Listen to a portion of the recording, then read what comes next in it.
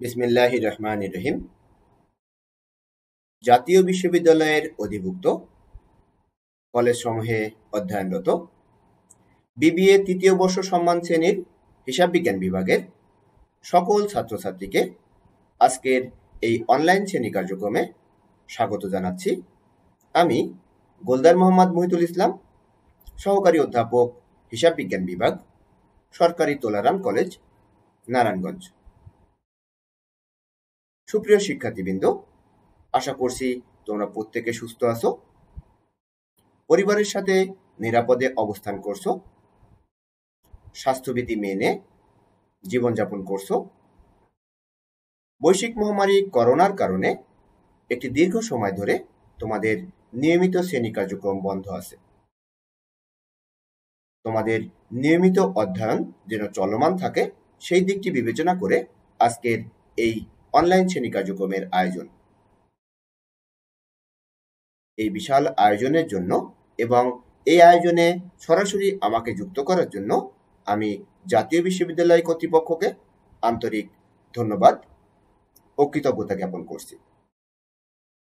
প্রিয় শিক্ষার্থীবৃন্দ, আশা করছি তোমরা বিগত দিনে পরিচালিত কস্ট অ্যাকাউন্টিং কোর্সের উপর আমাদের লেকচারগুলো দেখেছো এবং আমার বিশ্বাস এই লেকচারগুলো তোমাদের নিয়মিত অধ্যয়নে সহায়ক ভূমিকা পালন করছে।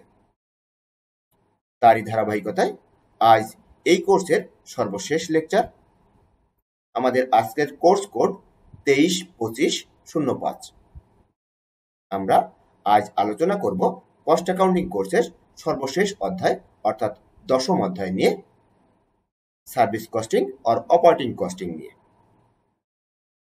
প্রথমেই আমরা একটি চিত্রের মাধ্যমে service costing or operating costing সম্পর্কে একটি ধারণা লাভ করব। এখানে মূলত 4টি চিত্র দেওয়া হয়েছে। প্রথমেই রয়েছে একটি হসপিটালে বিভিন্ন রকম সেবার চিত্র, এরপরে রয়েছে একটি ট্রান্সপোর্টেশন কোম্পানির চিত্র, তারপরে রয়েছে একটি পাওয়ার কোম্পানি অর্থাৎ ইলেকট্রিসিটি কোম্পানির চিত্র, এবং সর্বশেষ রয়েছে ঢাকা ওয়াসার একটি গাড়ির চিত্র অর্থাৎ পানি সরবরাহকারী প্রতিষ্ঠানের চিত্র।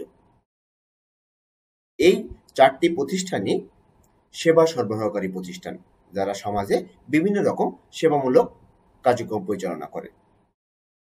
তাদের যে হিসাব, এই ধরনের হিসাবকে আমরা বলছি service costing or operating costing, অর্থাৎ যে সকল প্রতিষ্ঠান সমাজে সেবা সরবরাহ করে তাদের যে হিসাব, সেই হিসাবকে আমরা বলছি service costing or operating costing. তাহলে এখন আমরা দেখে নেই এই অধ্যায়ে সিলেবাসে কোন কোন বিষয়গুলো অন্তর্ভুক্ত আছে। Accounting systems of transport company, educational institute, hospital, এই 3টি বিষয় মূলত এই অধ্যায়ের সিলেবাসে অন্তর্ভুক্ত রয়েছে।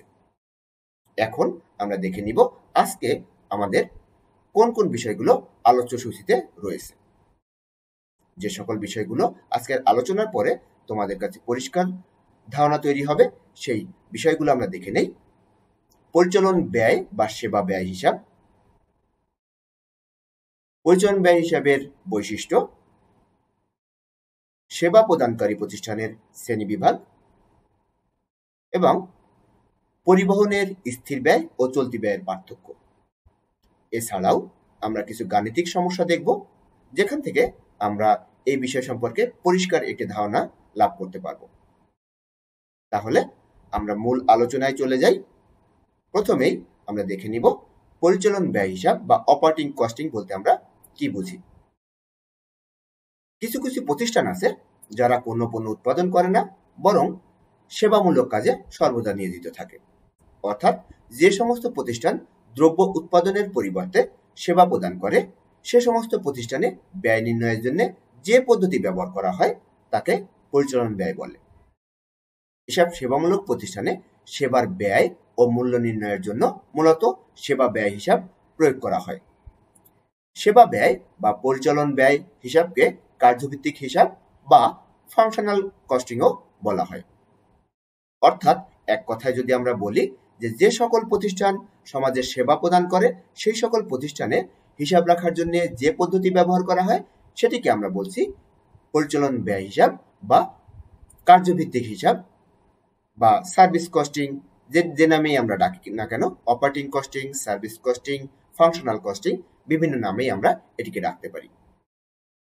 এবার আমরা দেখব কিছু বৈশিষ্ট্য, যেটি পরিচালন ব্যয় হিসাবের বৈশিষ্ট্য। তাহলে আমাদের এই বিষয়ে ধারণাটি আরো পরিষ্কার হবে। প্রথমেই রয়েছে, এসব প্রতিষ্ঠানে স্থায়ী ও পরিবর্তনশীল ব্যয়ের ভিন্নতার উপর অধিক গুরুত্ব আরোপ করা হয়। পরিচালন ব্যয় হিসাব পদ্ধতিতে প্রতিষ্ঠানের ভিন্নতার কারণে বিভিন্ন ধরনের প্রতিষ্ঠান বিভিন্ন ব্যয় একক ব্যবহার করে। সেবার ব্যয় নির্ণয়ের জন্য ব্যয় একক অগ্রণী ভূমিকা পালন করে বিধায় ব্যয় একক নির্বাচনে পরিচালন ব্যয় হিসাব পদ্ধতির একটি অন্যতম বৈশিষ্ট্য। সকল সেবামূলক বা সরবরাহকারী প্রতিষ্ঠানের ব্যয়কে বিভিন্ন অংশে ভাগ করা হয় এবং ব্যয়ের প্রকৃতি বিভিন্ন রকম হয়। যে সকল প্রতিষ্ঠান পরিচালন ব্যয় হিসাব পদ্ধতি ব্যবহার করে সে প্রতিষ্ঠানগুলো সমজাতীয় সেবা প্রদান করে। পরিচালন ব্যয় হিসাব পদ্ধতিতে পরিবর্তনশীল ব্যয়ের তুলনায় অধিক পরিমাণে স্থায়ী প্রকৃতির ব্যয় হয়। সেবার ব্যয় নিরূপণের জন্য নির্দিষ্ট সময়ের ব্যয়কে ব্যয় একক দ্বারা ভাগ করে একক প্রতি পরিচালন ব্যয় হিসাব করা হয়। এখানে আমরা কিছু উদাহরণ উপস্থাপন করেছি একক প্রতি ব্যয়ের। প্রতিষ্ঠান ভেদে একক প্রতি ব্যয় কেমন হয় সেটি আমরা দেখি। ব্যয় একক কোন কোন প্রতিষ্ঠানের জন্য কেমন হয় সেটি দেখে নেই। যাত্রী পরিবহন সংস্থার ক্ষেত্রে যাত্রী মাইল বা কিলোমিটার, পণ্য পরিবহন সংস্থার ক্ষেত্রে টন মাইল বা কিলোমিটার, শিক্ষা প্রতিষ্ঠানের ক্ষেত্রে প্রতি শিক্ষার্থী, হাসপাতালের ক্ষেত্রে প্রতি বেড বা ক্যাবিন, বিদ্যুৎ সংস্থার ক্ষেত্রে কিলোওয়াট ঘন্টা। এগুলোকে আমরা ব্যয় একক বলছি, অর্থাৎ প্রতিষ্ঠান ভেদে ব্যয় একক ভিন্ন। সেটির একটি উদাহরণ হলো এটি। তাহলে এই বৈশিষ্ট্যগুলো থেকে আমরা পরিচালন ব্যয় হিসাব সম্পর্কে একটি পরিষ্কার ধারণা লাভ করতে পারি। এবার আমরা দেখব পরিচালন ব্যয় হিসাবের শ্রেণী বিভাগ বা সেবা প্রদানকারী প্রতিষ্ঠানের শ্রেণী বিভাগ। Classification of service rendering organization. এখানে মূলত আমরা তিনটি শ্রেণীতে এটিকে বিভক্ত করছি। একটি হলো পরিবহন প্রতিষ্ঠান বা ট্রান্সপোর্টেশন ইনস্টিটিউশনস, উপযোগী প্রতিষ্ঠান বা ইউটিলিটি ইনস্টিটিউশনস এবং সরবরাহকারী প্রতিষ্ঠান বা সাপ্লাইজ ইনস্টিটিউশন। এই তিনটি ভাগে আমরা সেবা প্রদানকারী প্রতিষ্ঠানগুলোকে বিভক্ত করছি। পরিবহন প্রতিষ্ঠানের ক্ষেত্রে প্রতি যাত্রী বা প্রতি টন বিবেচনা করে পরিবহন ব্যয় নির্ণয় করা হয়। বিশেষ করে এখানে মোট ব্যয়কে মোট যাত্রী বা মোট মালামালের পরিমাণ দ্বারা ভাগ করে একক প্রতি ব্যয় নির্ণয় করা হয়। অর্থাৎ পরিবহনের ক্ষেত্রে দুই ধরনের পরিবহন রয়েছে। একটি হলো যাত্রী পরিবহন করে, আরেকটি হলো মালামাল পরিবহন করে। যে পরিবহন যাত্রী পরিবহন করে তাদের ক্ষেত্রে ব্যয় একক যাত্রী, আর যে পরিবহন মালামাল পরিবহন করে তাদের ক্ষেত্রে ব্যয় একক মালামালের পরিমাণ বা ওজন। এরপরে রয়েছে উপযোগী প্রতিষ্ঠান। উপযোগী প্রতিষ্ঠানের ক্ষেত্রে মোট ব্যয় নির্ণয় করে একে কার্যের মোট সংখ্যা দ্বারা ভাগ করে একক ব্যয় নির্ণয় করা হয়। হাসপাতালের জন্য প্রতি রোগী বা প্রতি বেড বা আমরা ক্যাবিনও বলতে পারি, হোটেলের ক্ষেত্রে প্রতি কক্ষ, শিক্ষা প্রতিষ্ঠানের ক্ষেত্রে শিক্ষার্থীকে একক হিসেবে ধরা হয়। এরপরে রয়েছে সেবা প্রদানকারী প্রতিষ্ঠান বা সেবা সরবরাহকারী প্রতিষ্ঠান।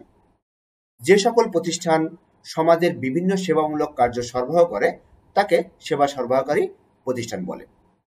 উদাহরণ হিসেবে আমরা বলতে পারি বিদ্যুৎ সরবরাহকারী, পানি সরবরাহকারী, গ্যাস সরবরাহকারী, এগুলোকে আমরা বলছি সেবা সরবরাহকারী প্রতিষ্ঠান।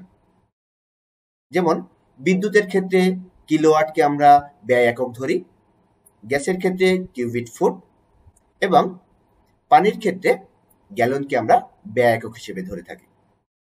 তাহলে এই ছিল আমাদের সেবা প্রদানকারী প্রতিষ্ঠানের শ্রেণী বিভাগ। এখন আমরা একটি পার্থক্য দেখব, যেখানে আমরা দেখব পরিবহন খাতে স্থির ব্যয় ও চলতি ব্যয়ের পার্থক্য। আমরা বলেছিলাম যে আমাদের যখন কোনো পার্থক্য উপস্থাপন করব তখন এরকম শর্ট আকারে আমরা পার্থক্যটিকে উপস্থাপন করব। যেখানে থাকবে পার্থক্যের বিষয় এবং পাশাপাশি দুটি বিষয়ের মধ্যে আমরা পার্থক্য করে থাকব। তাহলে প্রথমেই আসি সংজ্ঞাগত পার্থক্য। স্থির ব্যয়ের ক্ষেত্রে যে সমস্ত খরচ যানবাহনের চলাচলের উপর নির্ভর করে না এবং নির্দিষ্ট সময়ের জন্য একই থাকে তাকে স্থির ব্যয় বলে। অন্যদিকে যে সমস্ত খরচ যানবাহনের চলাচলের উপর নির্ভর করে তাকে চলতি খরচ বলে।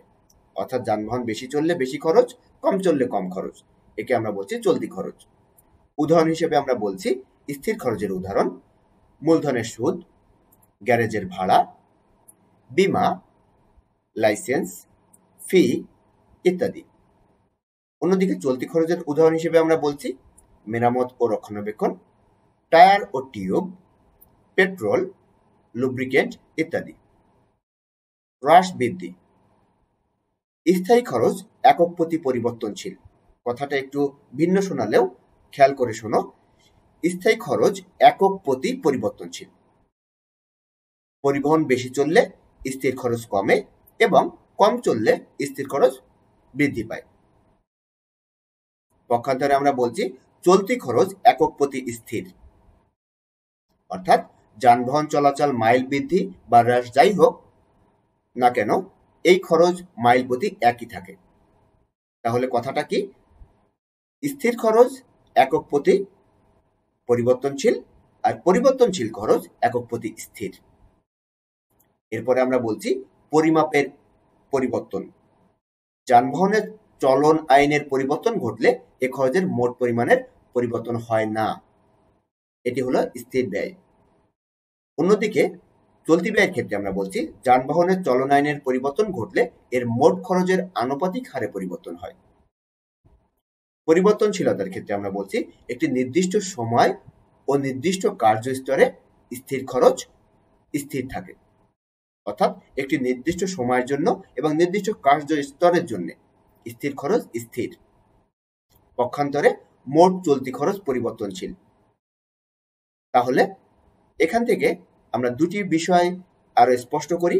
একটি হলো স্থির খরচ একক প্রতি পরিবর্তনশীল কিন্তু মোট স্থির।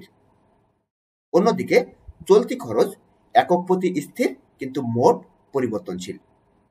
এই বিষয়টি কিন্তু খেয়াল রাখতে হবে। তাহলে আমরা পরিবহন খাতে স্থির ব্যয় এবং পরিবর্তনশীল ব্যয়ের যে পার্থক্য সেটি দেখে ফেললাম। এখন আমরা দেখব আমাদের গাণিতিক সমস্যা। আমরা বিভিন্ন গাণিতিক সমস্যা দেখব, যেখানে শুরুতেই আমরা একটি ট্রান্সপোর্ট কোম্পানির একটি গাণিতিক সমস্যা দেখব। বলে রাখি ট্রান্সপোর্ট কোম্পানি এই অধ্যায়ের জন্য একটি খুবই ইম্পর্টেন্ট বিষয়। ট্রান্সপোর্ট কোম্পানির হিসাব। এখানে যে তথ্যগুলো দেওয়া আছে সেই তথ্যগুলো তোমরা কিন্তু লিখে নিতে পারো। তাহলে যখন আমি সলিউশন বোঝাবো বা ওয়ার্কিংস গুলো বোঝাবো তখন কিন্তু তোমাদের এই তথ্যগুলো কাজে লাগবে। আমি একবার পড়ে যাই, ততক্ষণে তোমরা লিখে নাও।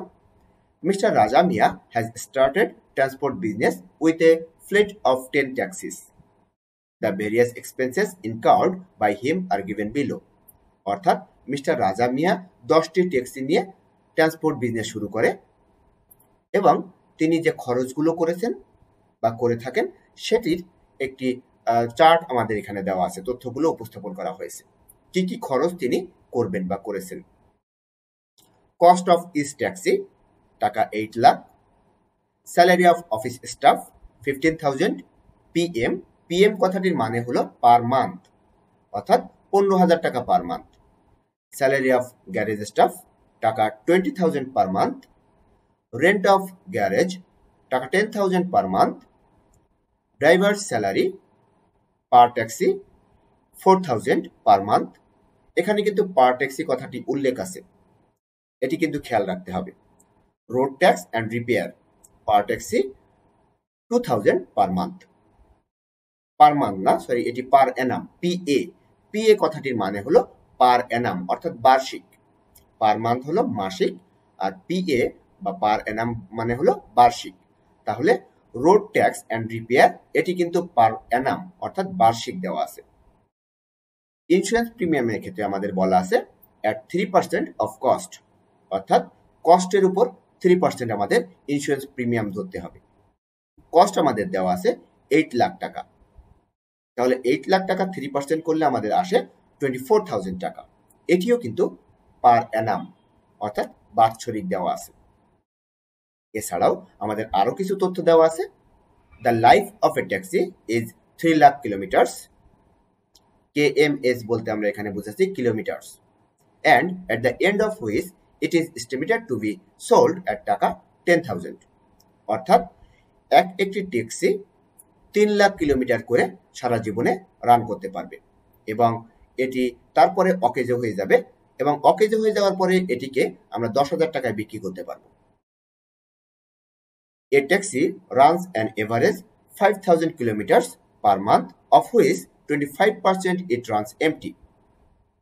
বলা আছে প্রতি মাসে একটি ট্যাক্সি রান করে 5,000 কিলোমিটার এবং এই 5,000 কিলোমিটারের মধ্যে 25% এমটি থাকে অর্থাৎ খালি থাকে। এখন খালি থাকলে তো ভাড়া পাওয়া যাবে না, এই জন্য এই 25%কে আমরা বাদ দিয়ে দিব। তাহলে 100% থেকে যদি 25% বাদ যায় তাহলে থাকে 75%। আমরা এই 5,000 কিলোমিটারের উপর 75% অ্যাপ্লাই করব, তাহলে আমরা ইফেক্টিভ কিলোমিটার পাব। এছাড়াও রয়েছে petrol consumption is 1 litre per 20 kilometre, অর্থাৎ 1 লিটার পেট্রোলে 20 কিলোমিটার করে রান করতে পারে। কস্ট অফ পেট্রোল ইজ টাকা 100 per litre.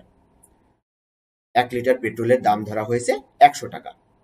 Oil and other sundry expense amount to taka 100 per 100 kilometre এবং অন্যান্য খরচ বলা হয়েছে প্রতি 100 কিলোমিটারের জন্য 100 টাকা করে। এখন আমরা দেখব আমাদের রিকোয়ারমেন্টে কি বলা হয়েছে।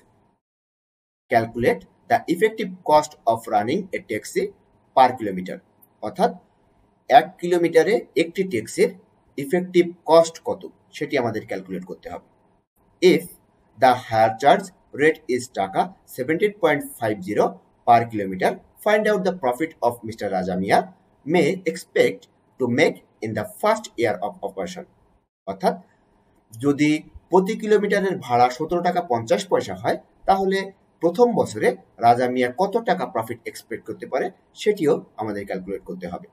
তাহলে এখানে দুটি বিষয় ক্যালকুলেট করতে হবে, একটি হলো ইফেক্টিভ কস্ট পার কিলোমিটার পার ট্যাক্সি, আরেকটি হলো রাজা মিয়া টোটাল কত টাকা এক বছরে ইনকাম করতে পারে সেটির এস্টিমেটেড প্রফিট আমরা ক্যালকুলেট করব।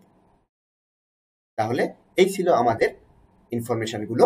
এখন শুরুতেই আমরা স্টেটমেন্ট করার আগে কিছু ওয়ার্কিংস করে নিব। সেই ওয়ার্কিংসগুলো আমরা দেখে নেই। এখানে আমরা 4টি ওয়ার্কিংস করব ধাপে ধাপে।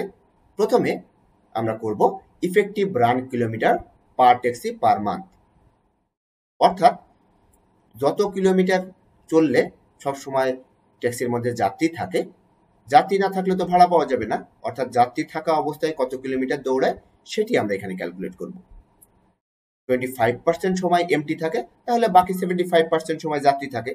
তাহলে 5,000 টাকার উপর যদি আমরা 75% করি অর্থাৎ 100 মাইনাস 25% মানে 75% গুণ করি 5,000 কিলোমিটারের উপর, তাহলে আমাদের ইফেক্টিভ রানিং কিলোমিটার দাঁড়ায় 3,750, 3,750 কিলোমিটার। তাহলে এরপরে আমরা ক্যালকুলেট করব cost of petrol per taxi per kilometre. এটি আমরা ক্যালকুলেট করব এভাবে, উপরে আমরা দিব total kilometre run into cost per litre, নিচে আমরা লিখব kilometre run per litre into effective kilometre run, অর্থাৎ আমাদের যত কিলোমিটার দৌড়াবে তার জন্য প্রতি কিলোমিটারের কস্ট আমরা উপরে গুণ করব আর নিচে আমাদের থাকবে 1 লিটার পেট্রোলে কত কিলোমিটার রান করতে পারে এবং সাথে সাথে গুণ করব ইফেক্টিভ কিলোমিটার রান দিয়ে। এটি হলো cost of petrol per taxi per kilometre calculate করার সূত্র। তাহলে এখান থেকে আমরা পেলাম টাকা 6.667। এরপরে আমরা ক্যালকুলেট করব আদার কস্ট, সান্ডারি কস্ট যেটাকে আমরা বলছি, এবং একই নিয়মে আমরা এটি কিন্তু ক্যালকুলেট করব। এখানেও আমরা উপরে কত কিলোমিটার রান করেছে অর্থাৎ 5,000 কিলোমিটার রান করে উপরে কস্টটি গুণ করব আমরা অর্থাৎ 100 টাকা, আর নিচে থাকবে কত কিলোমিটারের জন্য 100 টাকা অর্থাৎ 100 কিলোমিটারের জন্য 100 টাকা, তাহলে নিচে 100 দিয়ে গুণ করব। অর্থাৎ ভাগ করব নিচে এবং সাথে সাথে দিব ইফেক্টিভ কিলোমিটার 3750। তাহলে আমরা এখান থেকে পাবো cost of oil and other sundry expenses per taxi per kilometre, এবং সেটির পরিমাণ দাঁড়ালো 1.333 টাকা। এরপর আমরা সর্বশেষ ক্যালকুলেশন করব, ওয়ার্কিংস করব calculation of depreciation per taxi per kilometre. একই নিয়মে আমরা কস্ট অফ ট্যাক্সি, সেখান থেকে রেসিডুয়াল ভ্যালুটা বাদ দিয়ে দিব, তার সাথে আমরা গুণ করব কিলোমিটার রান পার মান্থ, আর নিচে আমরা দিব সারা জীবনে একটি ট্যাক্সি কত কিলোমিটার রান করতে পারে এবং সাথে সাথে ইফেক্টিভ কিলোমিটার রান। তাহলে আমাদের ডেপ্রিসিয়েশন আসবে পার ট্যাক্সি পার কিলোমিটার 3.511 টাকা। তাহলে আমরা এই ক্যালকুলেশনগুলো আগেই করে রাখলাম, যেন আমরা যখন স্টেটমেন্ট তৈরি করব তখন এটি সরাসরি প্রয়োগ করতে পারি। তাহলে এখন আমরা একটি স্টেটমেন্ট তৈরি করা দেখি, যেখান থেকে আমরা প্রফিট বের করব এবং সাথে সাথে কস্ট বের করব। এই স্টেটমেন্টটিকে আমরা বলছি statement of cost and profit per effective kilometre, অর্থাৎ এক ইফেক্টিভ কিলোমিটারের কস্ট কত এবং প্রফিট কত সেটি আমরা এখান থেকে ক্যালকুলেট করব। তাহলে ইফেক্টিভ কিলোমিটার কত? ইফেক্টিভ কিলোমিটার আমরা ওয়ার্কিং অনেই প্রথমে বের করেছিলাম 3750 কিলোমিটার। এখন আমরা এভাবে এই চিত্রটি উপস্থাপন করব, যেখানে দুটি টাকার ঘর থাকবে, একটি ইনার কলাম আর একটি আউটার কলাম। ইনার কলামে টোটাল টাকা থাকবে, আউটার কলামে পার ইফেক্টিভ কিলোমিটারের জন্য টাকার পরিমাণ থাকবে। আর সর্ববামে আমরা লিখব ডেসক্রিপশন, যেখানে আমাদের বর্ণনা থাকবে, অর্থাৎ কোন খাতের জন্য কত টাকা সেটি এখানে আমাদের উল্লেখ থাকবে। তাহলে প্রথমেই আমরা উল্লেখ করব ফিক্সড এক্সপেন্সেস পার মান্থ পার ট্যাক্সি। এখানে খেয়াল রাখতে হবে পার মান্থ পার ট্যাক্সি, অর্থাৎ এক মাসের জন্য একটি ট্যাক্সির খরচ কত সেটি। আমাদের ফিক্সড কস্টগুলোর মধ্যে দেওয়া ছিল salary of office staff. Salary of office staff দেওয়া ছিল 15,000 টাকা। এই 15,000 টাকা কিন্তু 10টি ট্যাক্সির জন্যই। তাহলে এটিকে যদি আমরা পার ট্যাক্সিতে কনভার্ট করি তাহলে 10 দিয়ে ভাগ দিব। তাহলে আমাদের per taxi per month salary of office staff দাঁড়াবে 1,500 টাকা। একই নিয়মে স্যালারি অফ গ্যারেজ স্টাফ আমরা 10 দিয়ে ভাগ দিব, তাহলে দাঁড়াবে 2,000 টাকা। রেন্ট অফ গ্যারেজ 10,000 টাকাকে 10 দিয়ে ভাগ দিব, তাহলে আমাদের দাঁড়াবে 1,000 টাকা। কিন্তু ড্রাইভার স্যালারির ক্ষেত্রে আমাদের বলা ছিল পার ট্যাক্সি। তা পার ট্যাক্সি আগে থেকেই যেহেতু বলা আছে, তাহলে সেটি আমরা আর 10 দিয়ে ভাগ দিব না, সরাসরি 4,000 টাকা লিখে দিব।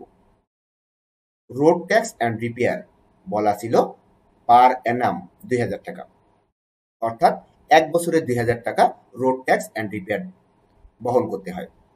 তাহলে এক বছরের জন্য যদি 2,000 টাকা হয়, বাকি সবকিছু কিন্তু আমরা পার মান্থ ক্যালকুলেট করছি। তাহলে এগুলোও আমরা, যেগুলো পার ইয়ার আছে অর্থাৎ পার অ্যানাম আছে, সেগুলোকেও আমরা পার মান্থে কনভার্ট করে নিব।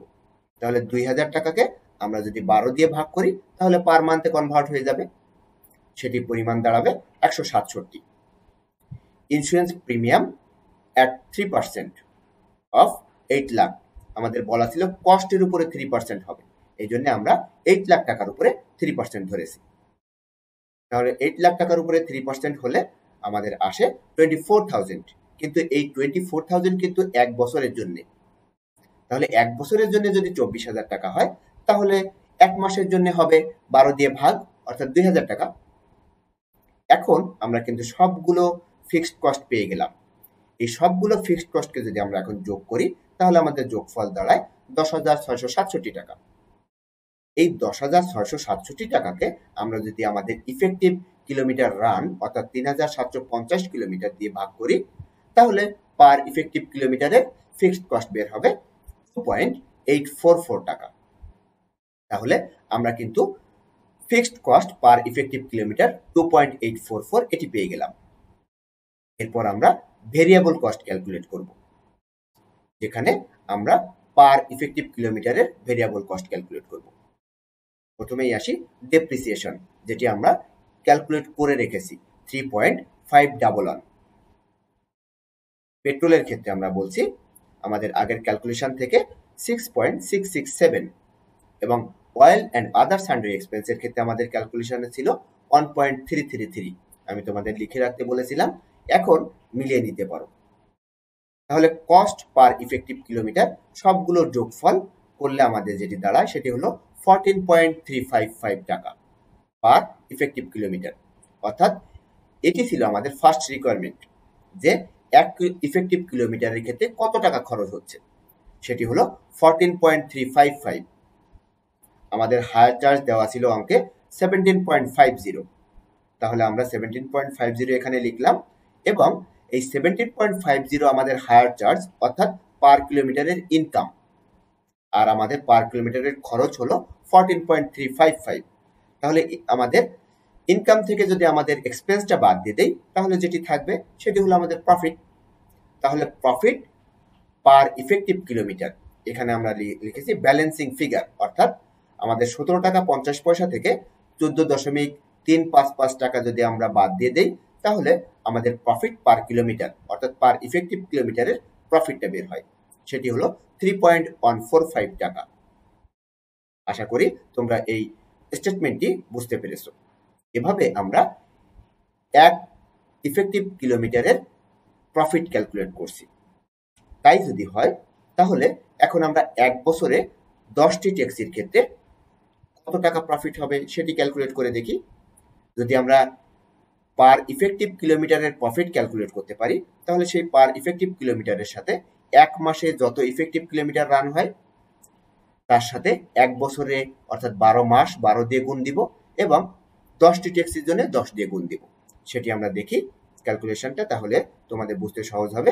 এখানে দেখো এক্সপেক্টেড অ্যানুয়াল প্রফিট আমরা কিভাবে ক্যালকুলেট করেছি। প্রফিট পার কিলোমিটার আমাদের এতক্ষণ ক্যালকুলেট করে বের করলাম যেটি, সেটি 3.145। ইফেক্টিভ কিলোমিটার ছিল 3750 পার মান্থ। এক বছরে 12 মাস, এজন্য আমরা 12 দিয়ে গুণ দিলাম, এবং মিস্টার রাজা মিয়ার 10টি ট্যাক্সি রয়েছে, এই জন্য 10 দিয়ে গুণ দিলাম। তাহলে এই সবগুলোর গুণফল দাঁড়ায় 14,15,250 টাকা। অর্থাৎ এক বছরে তার এক্সপেক্টেড প্রফিট 14,15,250 টাকা। এটি ছিল আমাদের সেকেন্ড রিকোয়ারমেন্ট। তাহলে আশা করি তোমরা এটি বুঝতে পেরেছো। এরপরে আমরা চলে যাব আমাদের আরেকটি প্রবলেমে, যেটি অন্য আরেকটি কোম্পানির ক্ষেত্রে প্রযোজ্য। আমরা এতক্ষণ ট্রান্সপোর্ট কোম্পানির উদাহরণ দেখলাম, এবার আমরা একটি পাওয়ার সাপ্লাই কোম্পানি অর্থাৎ পাওয়ার প্রোডাকশন কোম্পানির উদাহরণ দেখব। এখানে ইনফরমেশনগুলো বলা আছে এরকম: the following cost data pertaining to the year 2019 has been collected from the books of Sun Power Limited Company Limited. Prepare a cost sheet showing the cost of generation of power per unit per kilowatt hour.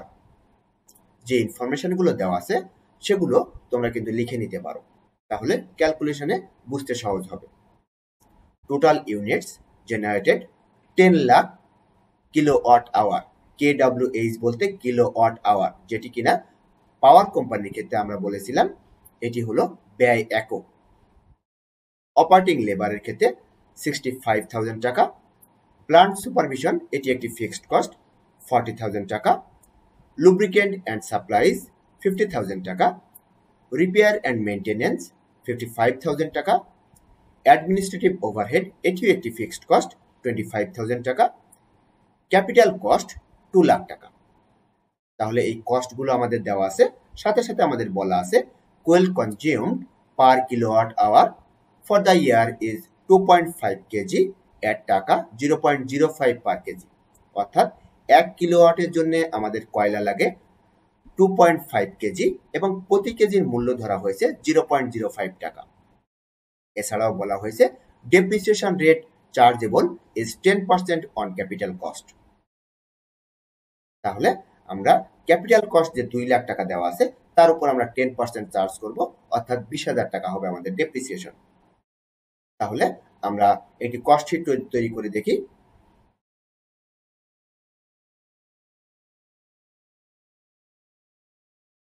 এখানে দেখো পাওয়ার কোম্পানির cost sheet আমরা উপস্থাপন করেছি। এখানে আমরা heading লিখব sun power company limited.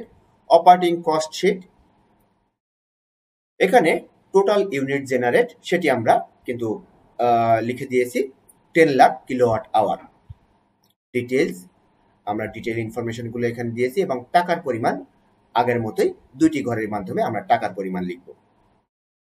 Fixed cost, আমাদের দুটি ফিক্সড কস্টের কথা আমরা বলেছিলাম, একটি হলো প্লান্ট সুপারভিশন 40,000 টাকা, আরেকটি হলো অ্যাডমিনিস্ট্রেটিভ ওভারহেড 25,000 টাকা। তাহলে টোটাল ফিক্সড কস্ট দাঁড়ায় 65,000 টাকা। এই 65,000কে আমরা যদি 10 লাখ দিয়ে ভাগ করি তাহলে পার কিলোওয়াট আওয়ার বের হবে। 10 লাখ হলো আমাদের প্রোডাকশন, আমাদের যে যত ইউনিট প্রোডাক্ট তৈরি হয়েছে সেটি। তাহলে আমাদের পার ইউনিটের ফিক্সড কস্ট দাঁড়ায় 0.065 টাকা। এরপরে আমরা ভেরিয়েবল কস্টে চলে আসি। আমাদের কোয়েল কনজাম্পশন বলা ছিল পার ইউনিটের ক্ষেত্রে 2.5 কেজি কোয়েল কনজিউম হয় এবং তার মূল্য পার কেজি 0.05, অর্থাৎ 1 ইউনিট পাওয়ার প্রোডাকশনের ক্ষেত্রে আমাদের কোয়েল লাগে 0.125। অপারেশন লেবার, এক্ষেত্রে আমাদের কস্ট হলো 65,000 টাকা। 65,000কে আমরা 10 লাখ দিয়ে ভাগ করব, তাহলে আমাদের দাঁড়ায় 0.065। লুব্রিকেন্ট অ্যান্ড সাপ্লাইজ 50,000 টাকা, সেটিকে আমরা 10 লাখ দিয়ে ভাগ করলে 0.050। রিপেয়ার অ্যান্ড মেনটেন্যান্স 55,000 টাকা, সেটিকে যদি আমরা 10 লাখ দিয়ে ভাগ করি তাহলে আমাদের দাঁড়ায় 0.55 টাকা। এবং ডেপ্রিসিয়েশনের ক্ষেত্রে আমরা বলেছিলাম 2 লাখ টাকা আমাদের কস্ট, তার উপর 10% ডেপ্রিসিয়েশন, অর্থাৎ 20,000 আমাদের ডেপ্রিসিয়েশন। সেই 20,000 টাকাকে আমরা যদি 10 লাখ কিলোওয়াট আওয়ার দিয়ে ভাগ করি তাহলে আমাদের পার কিলোওয়াট আওয়ারের ডেপ্রিসিয়েশন দাঁড়ায় 0.02। তাহলে প্রত্যেকটি খরচের আমরা পার কিলোওয়াট আওয়ারে কনভার্ট করে ফেললাম। তাহলে এখন এই সবগুলোকে যদি আমরা যোগ করে দেই তাহলে আমরা পেয়ে যাব পার কিলোওয়াট আওয়ারের টোটাল কস্ট, এবং যোগফলটি হলো 0.38, অর্থাৎ 1 ইউনিট অর্থাৎ 1 কিলোওয়াট আওয়ার পাওয়ার প্রোডাকশন করতে টোটাল কস্ট হয় 0.38 টাকা। তাহলে আমরা প্রথমে দেখলাম একটি ট্রান্সপোর্ট কোম্পানির উদাহরণ, এখন আমরা দেখে নিলাম একটি পাওয়ার সাপ্লাই কোম্পানির উদাহরণ।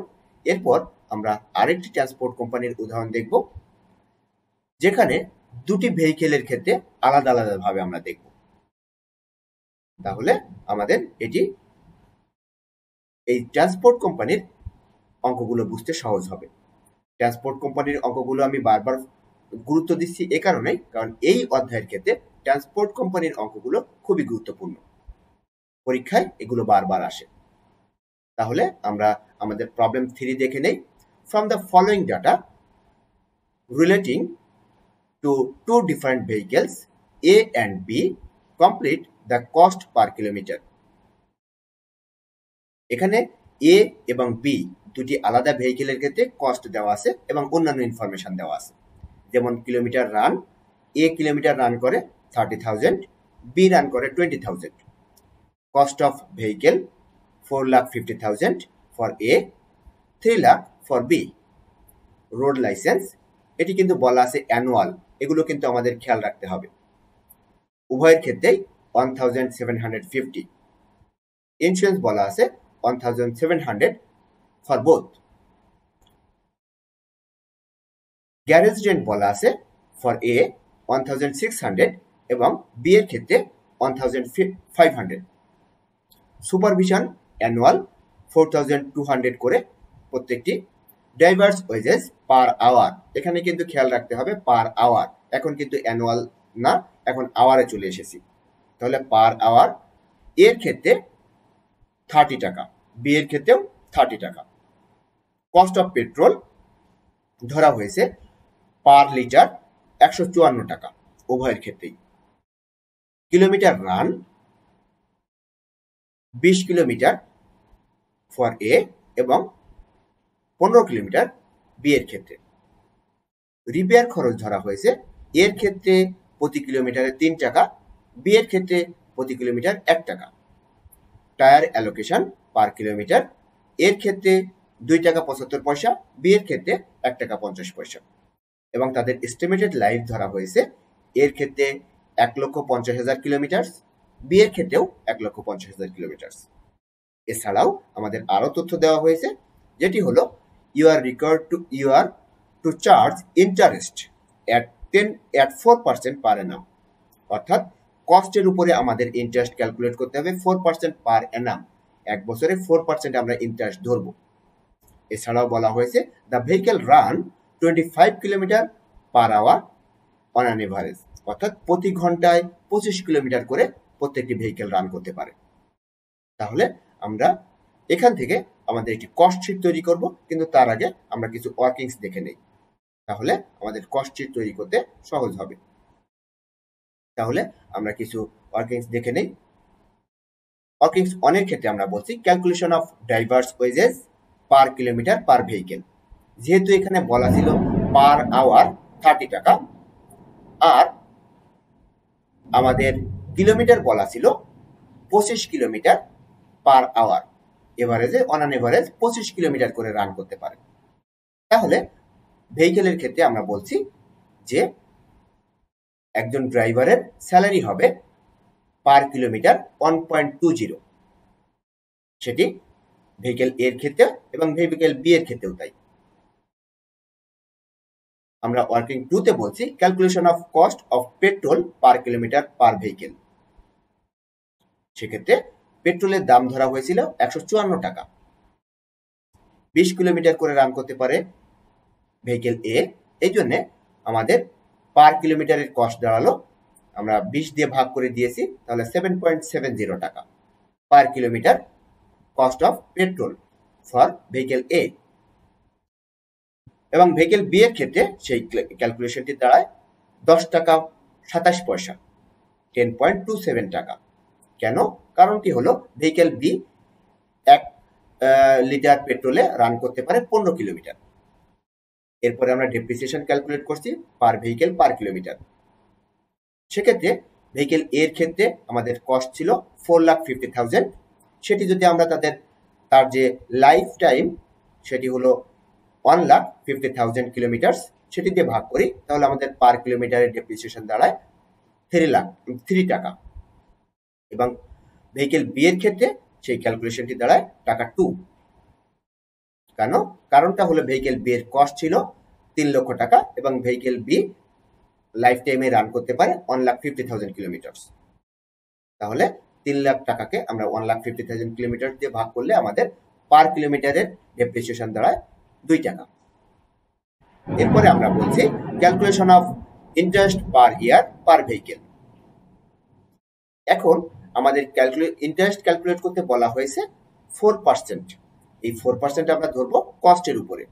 তাহলে ভেহিকেল এর ক্ষেত্রে আমাদের কস্ট ছিল 4,50,000, তার উপর যদি আমরা 4% ক্যালকুলেট করি, তাহলে আমাদের দাঁড়ায় ইন্টারেস্ট 18,000 টাকা। একইভাবে ভেহিকেল বি এর ক্ষেত্রে যদি আমরা ক্যালকুলেট করি, তাহলে 3 লাখ টাকার 4% অর্থাৎ 12,000 টাকা।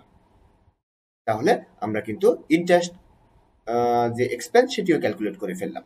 এই ওয়ার্কিংস গুলো আমরা করে রাখলাম। এখন আমাদের কস্ট শিটটি তৈরি করতে সহজ হবে।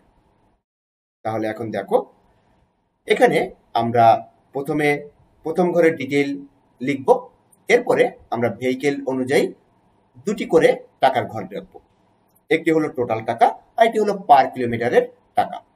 সেটি ভেহিকেল এর ক্ষেত্রেও যেমন, ভেহিকেল বির ক্ষেত্রেও একইভাবে আমরা এই সবটি তৈরি করব। তাহলে আমাদের 5টি কলাম তৈরি হবে। তাহলে আমরা প্রথমে ফিক্সড কস্ট দিব। রোড লাইসেন্স ভেহিকেল এর ক্ষেত্রে 1,750 টাকা ছিল, ভেহিকেল বি এর ক্ষেত্রেও 1,750 টাকা ছিল। ইন্স্যুরেন্স বলা ছিল 1,700 টাকা, বি এর ক্ষেত্রেও 1,700 টাকা। আমাদের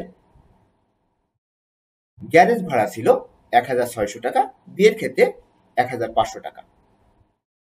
সুপারভিশন অ্যান্ড স্যালারি ছিল 4,200 টাকা, বি এর ক্ষেত্রেও 4,200 টাকা। এবং ইন্টারেস্ট আমাদের দাঁড়ালো 18,000 টাকা এবং বি এর ক্ষেত্রে 12,000 টাকা। এখন আমরা যদি আমাদের এই 30,000 কিলোমিটার রান করতে পারে 1 বছরে, তাহলে 1 বছরে যদি একটি ভেহিকেল 30,000 কিলোমিটার রান করে, তাহলে পার কিলোমিটারের ফিক্সড কস্ট আমরা ক্যালকুলেট করে ফেলি। অর্থাৎ ২৭,২৫০ টাকাকে যদি আমরা ৩০,০০০ দিয়ে ভাগ করি, তাহলে আমাদের ভেহিকেল এর ক্ষেত্রে পার কিলোমিটারের কস্ট বের হয়ে যাবে 0.91 টাকা। একইভাবে আমাদের ভেহিকেল বি এর ক্ষেত্রে টোটাল ফিক্সড কস্ট দাঁড়ায় ২১,১৫০ টাকা এবং ভেহিকেল বি ১ বছরে রান করে ২০,০০০ কিলোমিটার। তাহলে ২০,০০০ কিলোমিটার দিয়ে আমরা যদি ২১,১৫০ টাকাকে ভাগ করি, তাহলে আমাদের পার কিলোমিটারের ফিক্সড কস্ট দাঁড়ায় ভেহিকেল বি এর ক্ষেত্রে 1.06। এছাড়াও আমাদের যে ওয়ার্কিংস এর মধ্যে থেকে আমরা যে ক্যালকুলেশনগুলো আগেই করে রেখেছি, যেমন পেট্রোলের ক্ষেত্রে ভেহিকেল এর ক্ষেত্রে ছিল 7.70 পার কিলোমিটার, ভেহিকেল বির ক্ষেত্রে ছিল 10.27 পার কিলোমিটার। ড্রাইভার্স ওয়েজেসের ক্ষেত্রে বলা ছিল ভেহিকেল এর ক্ষেত্রে 1.20, ভেহিকেল বি এর ক্ষেত্রে 1.20। ডেপ্রিসিয়েশন আমরা ক্যালকুলেট করেছিলাম ভেহিকেল এর ক্ষেত্রে 3, ভেহিকেল বি এর ক্ষেত্রে 2 টাকা। টায়ার কস্ট আমাদের দেওয়া ছিল কোশ্চেনের মধ্যেই 2.75 ফর এ এবং 1.50 for B. Repair and maintenance আমাদের বলা ছিল 3 টাকা, 3 টাকা করে ফর এ এবং 1 টাকা বি এর জন্য। তাহলে এখন আমরা পার কিলোমিটারে সকল খরচগুলো কিন্তু পেয়ে গেলাম। এখন যদি আমরা সবগুলোকে যোগ করে দেই, তাহলে ভেহিকেল এর ক্ষেত্রে 18.56 আর ভেহিকেল বি এর ক্ষেত্রে 7.0603। এটি হলো আমাদের কস্ট পার কিলোমিটার। ভেহিকেল এর ক্ষেত্রে 18 টাকা 56 পয়সা এবং ভেহিকেল বি এর ক্ষেত্রে 17 টাকা 3 পয়সা। তাহলে আমরা আলাদা আলাদাভাবে দুইটি ভেহিকেলের ক্ষেত্রেও দেখে ফেললাম। তাহলে আশা করি তোমাদের এই অধ্যায়ের গাণিতিক সমস্যা সম্পর্কে একটি সার্বিক ধারণা তৈরি হয়েছে যে কি ধরনের অঙ্ক এবং কি ধরনের অঙ্ক পরীক্ষায় আসে এবং সেগুলো কিভাবে আমরা সমাধান করতে পারি। এবং বিশেষ করে আমি আবারও বলছি যে ট্রান্সপোর্টেশন কোম্পানির অঙ্কগুলো এখানে খুবই ইম্পর্টেন্ট। তাহলে এই ছিল আমাদের আজকের আলোচনা। আমরা এখন একটি ট্যালি দেখব। যেহেতু আজকে সর্বশেষ লেকচার, এজন্য আমি তোমাদের সামনে একটি ট্যালি উপস্থাপন করেছি, যেখানে কোন অধ্যায় থেকে গাণিতিক সমস্যা কেমন আসে, বিশেষ করে এটি ন্যাশনাল ইউনিভার্সিটির বিভিন্ন ইয়ারের কোশ্চেনের একটি ট্যালি, যেখানে দেখা গেছে যে প্রথম অধ্যায় থেকে কোনো গাণিতিক সমস্যা আসে না, কারণ প্রথম অধ্যায় থিওরিটিক্যাল অধ্যায়। এরপরে দ্বিতীয় অধ্যায় থেকে প্রায় দেখা যায় যে বি পার্টে এবং সি পার্টে গাণিতিক সমস্যা। চ্যাপ্টার 3 থেকেও মোটামুটি প্রতি বছরই কিন্তু থাকে। ম্যাটেরিয়াল চ্যাপ্টার থেকে প্রতি বছরই থাকে এবং বি পার্টেও থাকে, সি পার্টেও থাকে, সেটি আমরা এখান থেকে দেখতে পাচ্ছি। লেবার থেকেও মোটামুটি প্রতি বছরই থাকে। ওভারহেড থেকে মাঝে মাঝে থাকে, মাঝে মাঝে থাকে না। Allocation of support department cost, এখান থেকে সি পার্টে রেগুলার কোশ্চেন থাকে। জব কস্টিং এর ক্ষেত্রে মাঝে মাঝে থাকে, মাঝে মাঝে থাকে না। প্রসেস কস্টিং এর ক্ষেত্রে আমরা দেখছি সি পার্টে রেগুলার কোশ্চেন থাকে এবং অপারেটিং কস্টিং সেখানে মাঝে মাঝে কোশ্চেন দেখা যায়। তাহলে এগুলো হলো গাণিতিক সমস্যার একটি ট্যালি। এই ট্যালিটি উপস্থাপন করেছি এজন্য কারণ তোমাদের পরীক্ষার প্রিপারেশন নিতে সহজ হবে। কোন চ্যাপ্টারকে অধিক গুরুত্ব দিবে, কোন চ্যাপ্টারকে কম গুরুত্ব দিবে, সেটি বোঝার জন্য এই ট্যালিটি আমি উপস্থাপন করেছি। তাহলে এই ছিল আমাদের আজকের আলোচনা। তোমাদের সর্বসময়ের জন্য আমি সব সময় যেটি বলি যে রেফারেন্স বুক হিসেবে তোমরা চার্লস টি হর্নগেন, সেকেন্ড এম ডটার এবং জর্জ ফস্টারের লেখা এই কস্ট অ্যাকাউন্টিং বইটি দেখতে পারো। এছাড়াও তোমরা দেখতে পারো এসপি জেন এবং কে এল নারায়ণের এই কস্ট অ্যাকাউন্টিং বইটি, এটিও রেফারেন্স বই হিসেবে দেখতে পারো। এর বাইরে বাংলাদেশি রাইটারের বই দেখতে চাইলে তোমরা Azizia book depot, commerce publication এবং সমন্বয় প্রকাশনের বইগুলো দেখতে পারো। তাহলে এই ছিল আমাদের আজকের আলোচনা। আশা করি ধারাবাহিক এই আলোচনা তোমাদের ভালো লেগেছে এবং তোমাদের নিয়মিত অধ্যয়নে এগুলো সহায়ক ভূমিকা পালন করবে। তোমাদের জন্য সব সময় আমি যে কথাটি বলি সেটি হলো ঘরে থাকো, নিরাপদে থাকো, বাংলাদেশকে ভালো রাখো। তোমাদের যদি কোনো কোশ্চেন থাকে, আমি প্রথম স্লাইডে আমার ইমেল অ্যাড্রেস উল্লেখ করেছি, তোমরা ইমেলের মাধ্যমে আমার সাথে যোগাযোগ করতে পারো। তাহলে আমাদের আজকের আলোচনা এ পর্যন্তই। তোমাদের সবার জন্য অনেক অনেক শুভকামনা। তোমরা জীবনে অনেক উন্নতি করো। তোমরা আমার জন্য দোয়া করবে, আমিও তোমাদের জন্য দোয়া করি। তোমাদের সার্বিক মঙ্গল হোক। আল্লাহ হাফেজ।